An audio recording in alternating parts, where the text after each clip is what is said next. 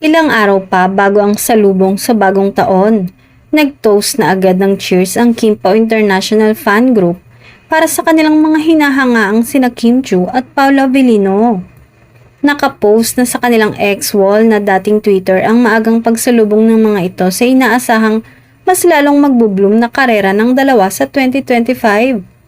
Sinabayan din nila ng pag-toast sa successful tandem ng Kim Pao sa aalis na taon ang 2024.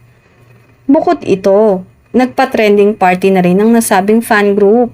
Sabi pa nila sa post na may subtitle ng video ni Kim at Pao na New Beginning 2025. It's a wonderful time to reminisce about old memories as we set out to create new ones. Let's toast to Kim and Paolo's achievements and tomorrow's bright future. Join the trending party today 11 a.m. and post all your favorite Kim Pao moments for this year. Let your tweets be counted by using these tags. Hashtag Kim Pao Blissful Year. Hashtag One United Kim Pao.